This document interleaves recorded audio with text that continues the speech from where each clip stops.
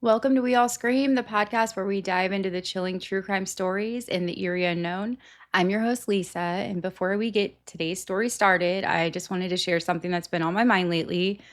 Life has this funny way of being a lot like the mysteries we explore here. Sometimes it throws us more questions than answers, and it can feel overwhelming or even frustrating. But I really believe that's where the magic happens. Every challenge we face, every twist we didn't see coming, is another opportunity to learn something new, not just about the world around us, but about ourselves. Think about it. How often do we get caught up trying to control every outcome, only to realize later that the universe had something else in store? Something better, maybe something we never even imagined.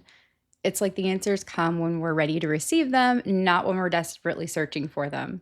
That's why I try to remind myself to stay open, to trust that even in the uncertainty, there's purpose. There's always something to learn, even the most unexpected places. All right, today we're exploring the tragic and unsolved murder of Joel Lovelien, a case that continues to haunt the town of Grand Forks, North Dakota. On a night meant for Halloween revelry, a life was brutally cut short, and the quest for justice has left more questions than answers. Stay with me as we walk through the events of that fateful night, the trial that followed, and the lingering doubts that still cloud this case.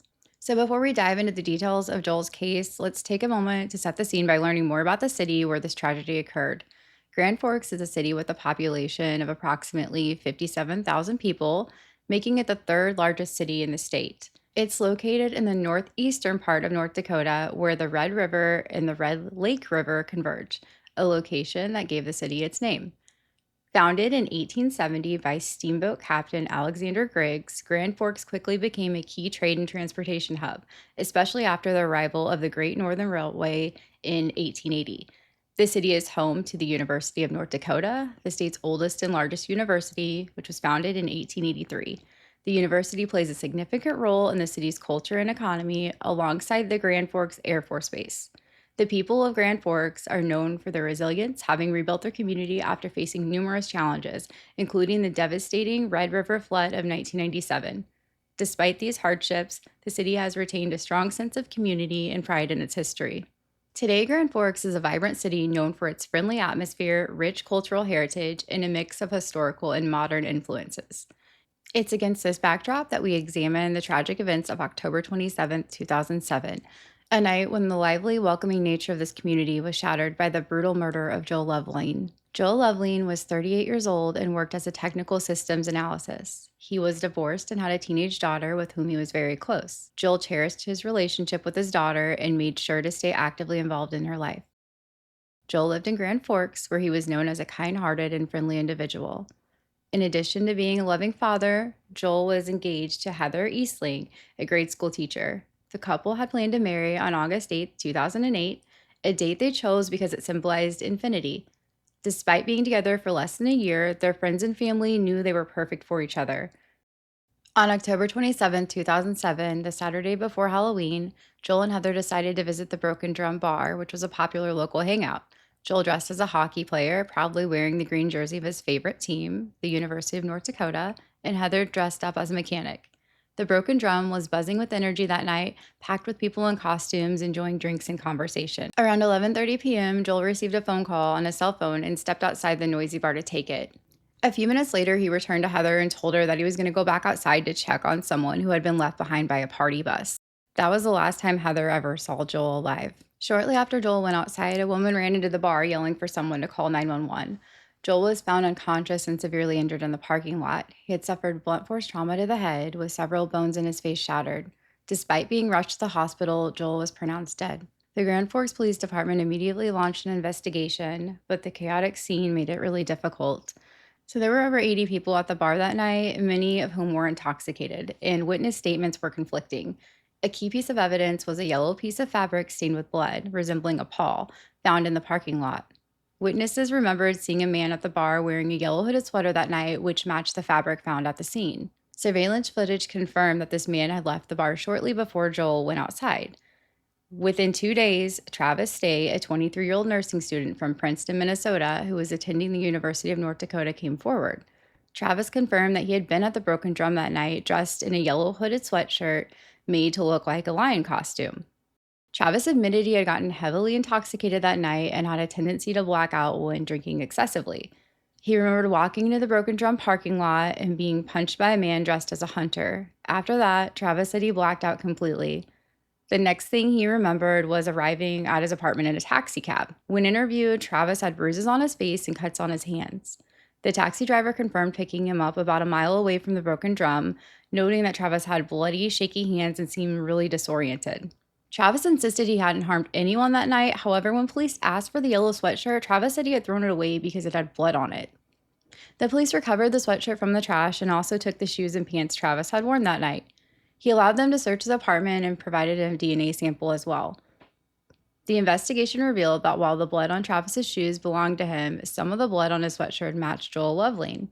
On December 8, 2007, Travis was arrested and charged with Joel's murder. The prosecution's case against Travis was built on circumstantial evidence.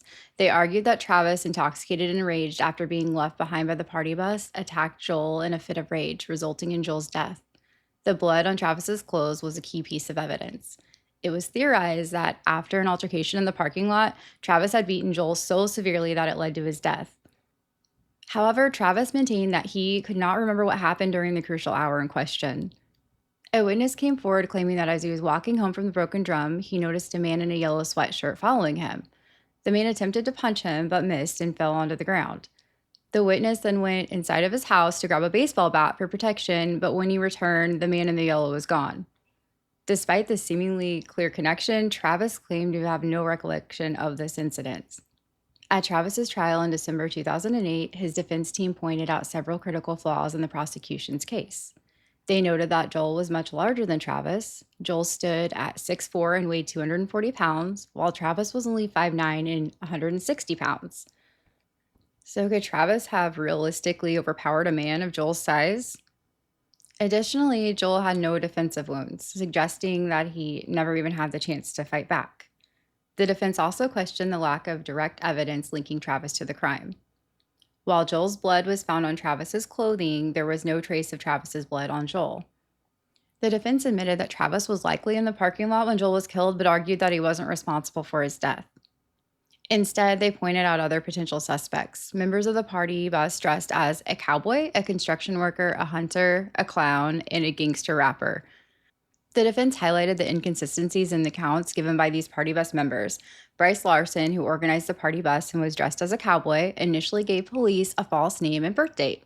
When he was finally questioned, he described seeing Joel in a green UND jersey talking to a man in a yellow sweatshirt, the man believed to be Travis. Larson also confirmed that Travis had been punched by the hunter, James Wavra, who corroborated Travis's story. Yet Larson's account of events shifted over time, raising questions about his credibility. Another party bus member, John Dizelle, dressed as a clown, was found by the police at another bar after Joel's murder. Dizelle appeared to be crying, his hands shaking, and when questioned, he cryptically said, "I guess things got out of hand tonight." He later claimed his tears were due to a flashback triggered by the news of Joel's death, but his inconsistent behavior only added to the mystery. So despite these questionable aspects, the prosecution remained focused on Travis. They theorized that after being left behind, Travis, in a drunken rage, attacked Joel. They argued that the blood on Travis's clothing was a result of a violent confrontation. However, the defense presented an alternate scenario, that members of the party bus were responsible for Joel's death. They called into question the thoroughness of the police investigation, particularly the failure to analyze the clothing or shoes of any party bus members other than Travis. Surveillance footage further complicated the prosecution's case. The footage showed Joel leaving the bar after speaking with Heather, followed by Dizelle leaving 3.5 minutes later. This created a window during which Joel, Travis, and the party bus suspects could have been outside together. The defense argued that this was enough time for the party bus members to commit the crime. When Bryce Larson took the stand, he admitted he initially lied and didn't tell the whole story to police, but eventually admitted that he had an encounter with Joel Lovelien. Larson said he wanted to teach Travis a lesson for attacking James Wavra and enlisted the help of two friends by the party bus, Mitchell Dolan, who was dressed as a gangster rapper, and John Dizelle, who was dressed as a construction worker. When the trio approached Travis, Joel appeared by his side to defend him. According to Larson, they had a brief conversation that eventually turned friendly, with Dolan and Joel joking around about the rivalry between their favorite hockey teams. Larson told Joel, "He's your problem now," before the group got back on the party bus and drove away. The defense produced a piece of evidence that poked a major hole in the story. Surveillance footage from inside the broken drum showed Joel exiting for the last time after speaking with Heather, but then featured Giselle dressed like a clown leaving the bar 3.5 minutes later. It was established that Giselle had left the scene on the party bus, so it was still there the entire time he was in the bar, creating a window of at least 3.5 minutes, maybe more, when Joel, Travis, and the suspects from the party bus could have been outside alone together in the parking lot. The defense criticized investigators for not analyzing the clothing or shoes of any of the suspects from the party bus besides Travis. One of the detectives admitted on the stand that the investigation had been operating under a mistaken assumption that the party bus had left the scene before Joel was killed. If they had known about Bryce Larson's mention of a guy in a green hockey jersey during his initial encounter with police, they might have done things differently. The prosecution downplayed the involvement of the individuals on the party bus, stressing that there was no physical evidence linking them to Joel's death. No blood was found on the bus, and none of the other witnesses recalled seeing blood on anyone else or any other indication that a violent altercation had taken place. As far as the prosecution was concerned, all the physical evidence pointed towards Travis' stay. They also called in Steve Rustica to testify about Travis's unprovoked attack on him after leaving the bar that night. However, the defense found a way to use his testimony to their advantage. Rustica and James Walvra both claimed that Travis had tried to punch them, but was so drunk that he missed and only wound up stumbling and falling to the ground. If Travis was this incompetent at fighting, how would he have been capable of beating a much larger man like Joel to death? In the end, the defense did a very effective job of generating reasonable doubt. The jury was instructed that if they didn't find Travis guilty of murder, they might also consider manslaughter. After deliberating for about 6 hours, the jury found Travis not guilty on all counts. They stated that the prosecution's inconsistent timeline of events influenced their decision to acquit Travis, and they couldn't rule out the suspects from the party bus as being the real perpetrators. Travis eventually went on to become a law clerk for one of his defense attorneys. So while he has continually maintained that he did not kill Joel, he still claims to have no memory of the exact events which occurred that night. However, the prosecution and the police remain convinced that Travis was guilty of the crime. The individuals from the party bus were not considered suspects, and the investigation was pretty much over. Ever since the trial, no other leads have been pursued, and some of the evidence from the case has been destroyed. Most of Joel's loved ones continue to believe that the right man was put on trial but ended up getting away with it, and since no one has been convicted of this crime, the murder of Joel remains unsolved. As far as investigators are concerned, they had the right man the first time around and put him on trial. But since the jury decided to not convict him, there's nothing else that they can do.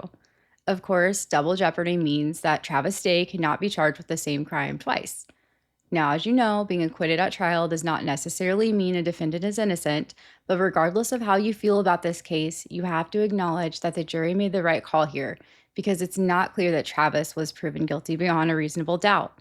His defense team did a very effective job at presenting an alternate scenario where other suspects could have been responsible. They poked enough holes in the prosecution's timeline to hammer home that the idea that the individuals from the party bus would have had the opportunity to kill Joel. One of the jurors did an interview after the trial and clarified that this wasn't a case where they believed Travis was guilty, but thought the state hadn't proven its case. The vast majority flat out believed that Travis was innocent. And while one juror kind of thought Travis might have done it, they still voted for an acquittal because there was reasonable doubt. All the physical evidence seems to point to Travis, and I'm sure it must have seemed awfully convenient that his alibi was, "I was so blackout drunk I don't remember what happened." At the very least, it seems obvious that he was present at the scene when Joel was killed, and that if he was able to provide a coherent account of what happened during that 1 hour period of time he supposedly blacked out, this case might have been solved a long time ago. The unsolved murder of Joel leaves us with a chilling reminder that justice isn't always served, even when a case goes to trial.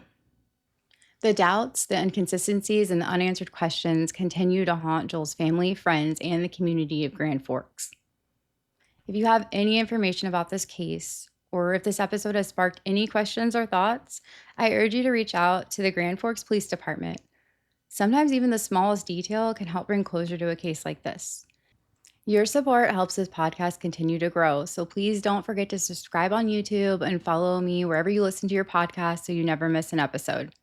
Until next time, stay curious, stay cautious, and as always, trust no one.